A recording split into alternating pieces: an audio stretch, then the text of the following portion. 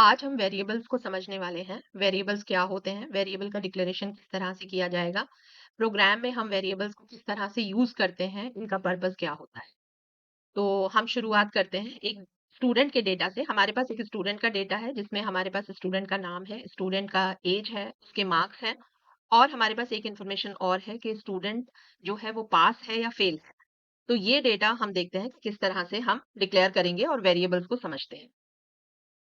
तो यहाँ से हम सबसे पहले एक बनाएंगे फाइल। तो हमारा जो फोल्डर है वो पाइथन ट्यूटोरियल और इसी में हम फाइल बनाने वाले हैं। तो यहाँ से हम एक फाइल बनाते हैं, हम वेरिएबल के बारे में डिस्कशन करेंगे। तो मैं फाइल का नाम दे रही हूँ वेरिएबल डॉट पी वाई। हमारे पास जो स्टूडेंट की इंफॉर्मेशन है उसमें हमारे पास स्टूडेंट का नाम है, स्टूडेंट की एज है, स्टूडेंट के मार्क्स हैं और स्टूडेंट फेल है या पास है। ये चार तरह की चार इंफॉर्मेशन है हमारे पास एक स्टूडेंट के बारे में। तो यहाँ पर मैं लिख रही हूँ नेम इज इक्वल टू, मेरे स्टूडेंट का नाम है Gita,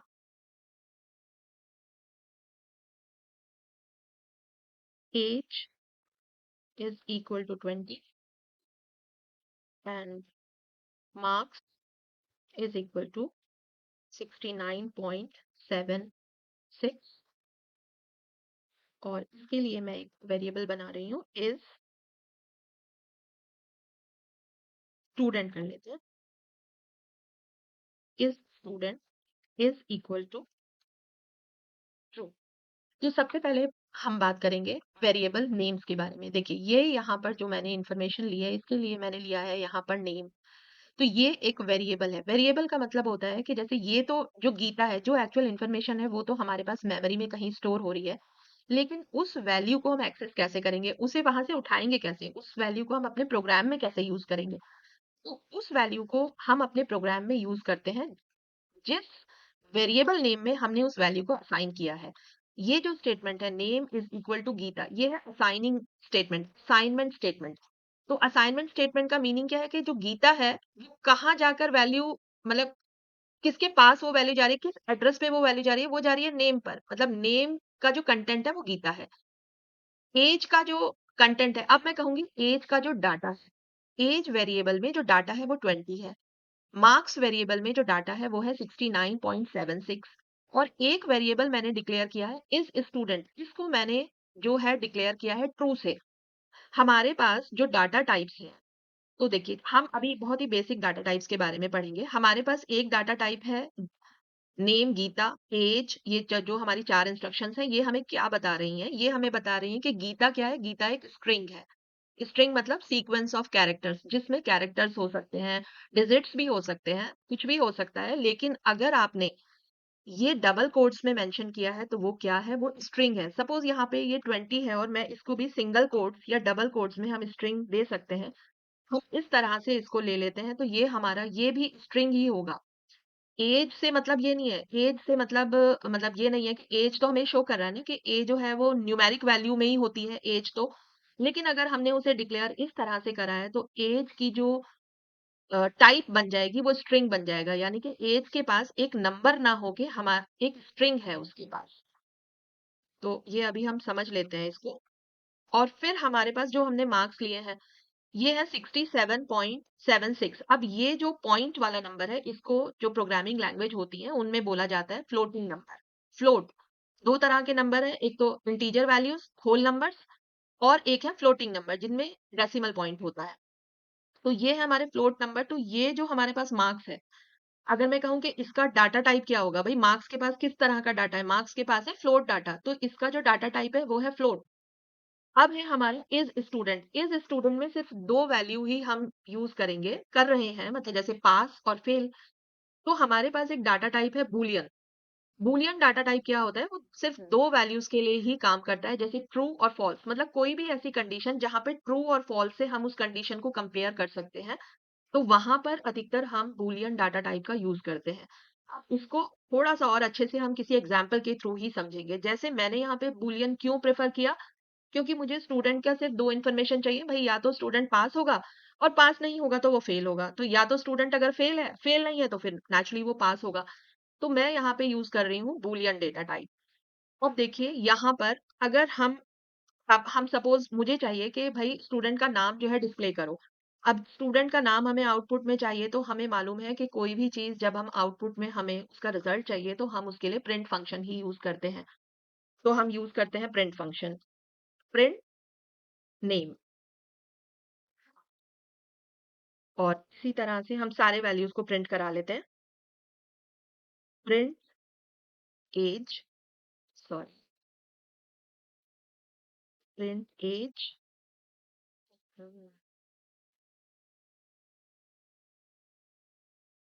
age,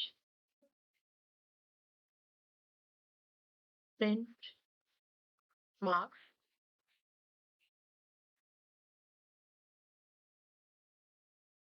and print is student.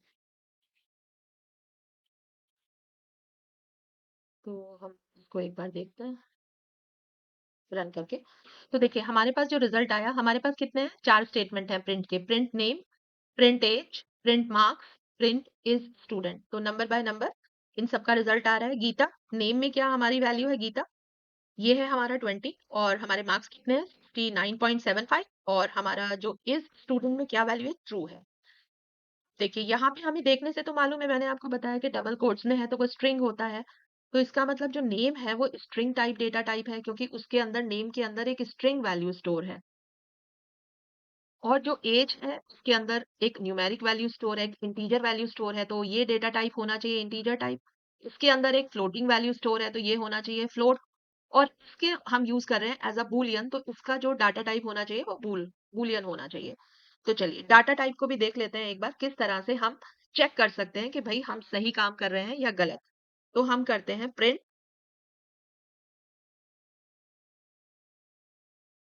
Type, हम करेंगे यूज टाइप फंक्शन का, टाइप नेम, कि हमें जो नेम का क्या टाइप है, नेम का क्या डाटा टाइप है वो प्रिंट कराना है।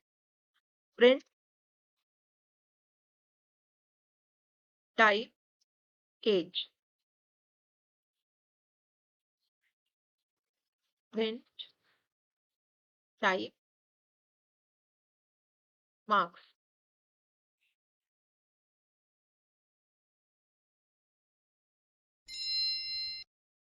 प्रिंट टाइप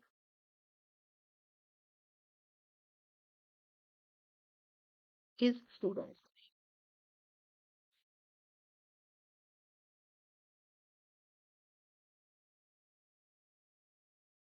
तो देखिए हमारे पास क्या रिजल्ट आ रहा है। पहली वैल्यूज तो जो हमारी सिंपल प्रिंट थी, print name, print age, print marks और इज स्टूडेंट। अब देखिए ये हमारे पास क्या है, पहला जो स्टेटमेंट है वो क्या है, स्ट्रिंग है। ये जो टाइप नेम, ये स्ट्रिंग है। दूसरे में हम टाइप करा रहे हैं एज का, तो वो इंटीजर है। और तीसरे में हम प्रिंट करा रहे हैं मार्क्स को, जो कि हमारे फ्लोटिंग नंबर्स हैं, तो उसका टाइप क्या है, फ्लोट है। और हम लास्ट में हमारे पास क्या आया, क्लास बूल, ये है बूलियन डेटा टाइप। तो यहाँ से आई थिंक हमें इतना क्लियर होना चाहिए कि जब हम कोई भी चीज कोड्स के अंदर डिक्लेयर करेंगे, तो वो हमेशा जिस भी वेरिएबल में जाके स्टोर होगी, तो वो वेरिएबल होगा हमारा स्ट्रिंग टाइप। अगर हमारी इंटीजर वैल्यू स्टोर हो रही है, तो वो जो डेटा टाइप है जो आपने वेरिएबल नेम रखा है वो होगा इंटीजर टाइप। अगर आप दे रहे हैं फ्लोट वैल्यू, तो वो होगा हमारा डेटा टाइप मार्क्स। और बूलियन में ट्रू और फॉल्स हम जो है प्रोग्राम में अभी देखेंगे इसको और समझेंगे। अच्छा, इसमें एक चीज और है, जैसे इसमें हम अगर ये ले ट्रू, TRUE, तो ये हमारा रॉन्ग है यहाँ पर, क्योंकि यहाँ पे आपको रिजर्व वर्ड है, बूलियन के लिए आपको कैपिटल टी ही लेना है, कैपिटल TRUE। या फिर आप फॉल्स लेंगे तो कैपिटल एफ, और फॉल्स के लिए कैपिटल एफ लेंगे आप, राइट। अब देखिए यहाँ पे हम क्या करते हैं, थोड़ा सा एक चीज इसमें ही हम समझेंगे प्रोग्राम में। जैसे यहाँ पे हम लेते हैं, सपोज, या एक नंबर, यहाँ पे हम मार्क्स ले लेते हैं कुछ और।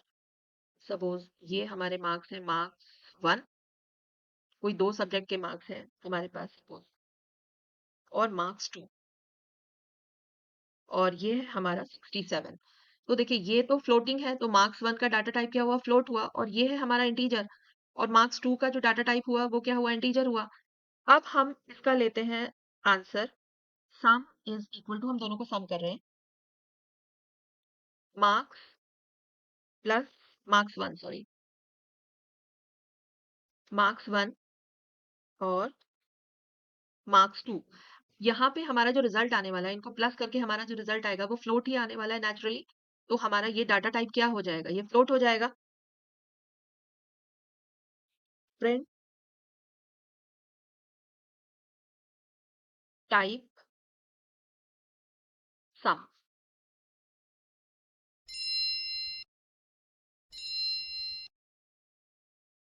ये देखिए क्लास फ्लोट, हमारा जो रिजल्ट आया है वो क्या आया है यहाँ पे, ये हैं और अपने प्रोग्राम में। अब सपोज हमारे पास रिक्वायरमेंट ये है कि हमें अपने स्टूडेंट का फुल नेम लेना है, first name plus last name. तो यहाँ पर हम एक वेरिएबल और बना लेते हैं, last name is equal to Gupta, और इस वेरिएबल नेम को भी हम चेंज कर देते हैं अपने कन्वीनियंस के लिए। First name is equal to Geeta, last name is equal to this, age हमारा वही है, मार्क्स वन हमारे ऐसे ही हैं, और इज स्टूडेंट ट्रू। अब हम आउटपुट जो है थोड़ा सा मतलब डिस्क्रिप्टिव वे में हमें चाहिए कि हमारा आउटपुट आना चाहिए, खाली गीता ना आके हमारा आउटपुट आना चाहिए student name colon Geeta Gupta. तो हम एक प्रिंट स्टेटमेंट लिखते हैं,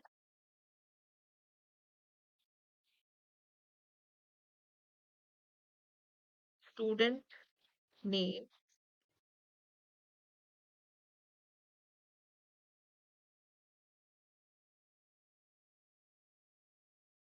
फर्स्ट नेम। देखिए इसने मुझे यहाँ पर हमें लग रहा होगा कि ऐसे बड़ा लेंदी वेरिएबल नेम हमने लिया है, लेकिन हमारे पास सजेशन आ रहा है कि हम यही वाले वेरिएबल नेम की बात कर रहे हैं, तो हम इसे यूज कर लेते हैं, फर्स्ट नेम और लास्ट नेम, लास्ट नेम। तो देखते हैं जरा एक बार इसको, आउटपुट। तो हमारा आउटपुट क्या आ रहा है, student name Geeta Gupta, right. अब देखिए यहाँ पर इसी स्टेटमेंट को हम इस तरह से लिखते हैं, print student name colon plus first name plus last. Print function का जो आप यूज करेंगे वो जिस तरह से हमने ये लिखा है यहाँ पे, क्योंकि कोई भी हमारी स्ट्रिंग होगी तो वो उसको प्रिंट आउटपुट में उसको एज इट इज ही प्रिंट करके देगा, और जो भी हम यहाँ पे वेरिएबल मेंशन करेंगे उसका भी वो रिजल्ट हमें देगा। लेकिन स्ट्रिंग के केस में हम यहाँ पर प्लस साइन को भी यूज कर सकते हैं दो स्ट्रिंग्स को ज्वाइन करने के लिए। ये है प्लस, जो ये साइन है ये कर रहा है हमारा concatenate of two strings, right. तो इसको हम रन करते हैं, तो देखिए दोनों में हमें जो रिजल्ट मिला है लगभग सेम है, student name colon Geeta Gupta, लेकिन यहाँ पे हमारे पास ब्लैंक स्पेस नहीं है, कॉमा ने हमें ऑटोमेटिकली एक ब्लैंक स्पेस दिया था, यहाँ पर नहीं है। तो इस ब्लैंक स्पेस को लेने के लिए भी हमें क्या करना पड़ेगा, ये हमारे पास एक स्ट्रिंग है plus then again a string, और इस स्ट्रिंग के बीच में हमें एक ब्लैंक स्पेस चाहिए, तो प्लस ब्लैंक।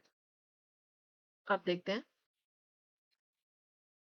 तो ये हमारे पास आउटपुट है बिल्कुल सही तरह से, एक हम फॉर्मेटेड वे में आउटपुट चाहते थे कि स्टूडेंट नेम गीता गुप्ता। अब हम चाहते हैं कि हमारा प्रिंट आउटपुट में आना चाहिए एज इज 20, राइट। तो हम लिखते हैं प्रिंट, और पहले हम एक मैसेज प्रिंट करना चाहते हैं एज, तो वो हम डबल कोट्स में लिखेंगे एज, और ये हमने यहाँ यूज किया कॉमा। एज किसमें है, हमारी एज वेरिएबल में है, तो हम एज वेरिएबल को यूज करेंगे। तो इसको करते हैं जरा, देखिए ये इसके लिए भी हमारे पास सही रिजल्ट आया है एज 20। अब इसमें हम एक चेंज करके देखते हैं, इसमें हम करते हैं प्लस कॉनकैटिनेशन। तो अब हम इसको चेक करें, तो देखिए ये हमारे पास आ गई है एरर यहाँ पर, print age plus age, type error, can only concatenate string not integer to string। यहाँ पे हमारे पास क्या एरर है ये, क्योंकि हमारा ये वाला जो स्टेटमेंट है यहाँ पे विद इन कोट, ये तो हमारा स्ट्रिंग ट्रीट हो रहा है और हमने दो स्ट्रिंग को कॉन्केनेट करने के लिए ये प्लस साइन का यूज किया है यहाँ पे, और इसका जो डाटा टाइप है ये हमारे पास क्या है, एज, सॉरी एज जो है इसका डाटा टाइप है इंटीजर, तो यानी कि स्ट्रिंग और इंटीजर, और ये पॉसिबल नहीं है, हमारे पास दोनों स्ट्रिंग ही होने चाहिए अगर हमें दोनों को ज्वाइन करना है प्लस साइन से। तो देखिए हम क्या कर सकते हैं, हमने पढ़ा था अभी टाइप फंक्शन, हम यहीं पे इसका टाइप कन्वर्ट करेंगे, स्ट्रिंग,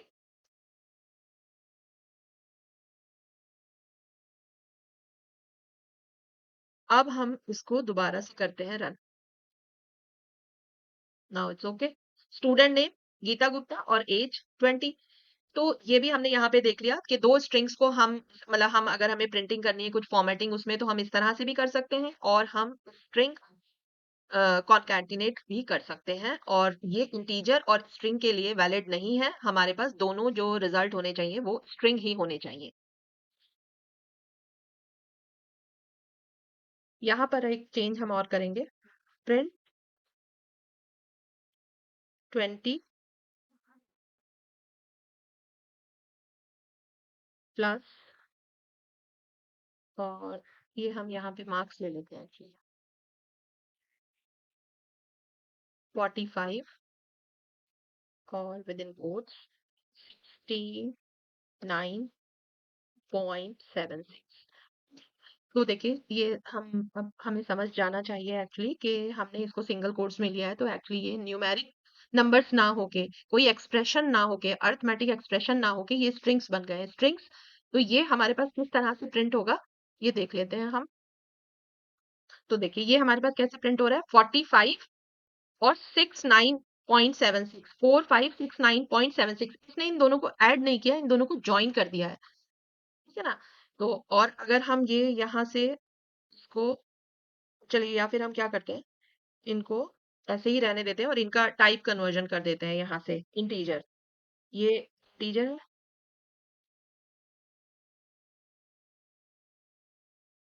इंटीजर,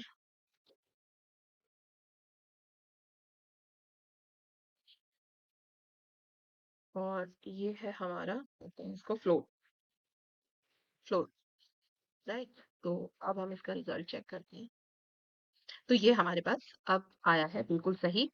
तो देखिए पहले भी इसका मार्क्स वन और मार्क्स टू का हमारे पास एडिशन क्या था, ये था, और अब हमने जब इसको इंटीजर में कन्वर्ट किया और इसको फ्लोट में कन्वर्ट किया, तो यहाँ पे इसने हमें एक मैथमेटिकल एक्सप्रेशंस की तरह आउटपुट दिया है। तो आई थिंक ये बहुत छोटी छोटी सी चीजें हैं, पर प्रोग्राम करते करते देखिए इन्हें हमें कोई याद करने की जरूरत नहीं होती, ये जैसे जैसे आप प्रोग्राम्स करेंगे तो आपको बहुत सारी चीजें अपने आप क्लियर होती जाएंगी, और हो सकता है कि अभी ये आपको थोड़ा डिफिकल्ट भी लग रहा हो, लेकिन नहीं लगेगा, 4-5 प्रोग्राम्स करने के बाद बिल्कुल भी नहीं लगेगा। तो चलिए आज के लिए इतना ही, और मिलते हैं नेक्स्ट क्लास में।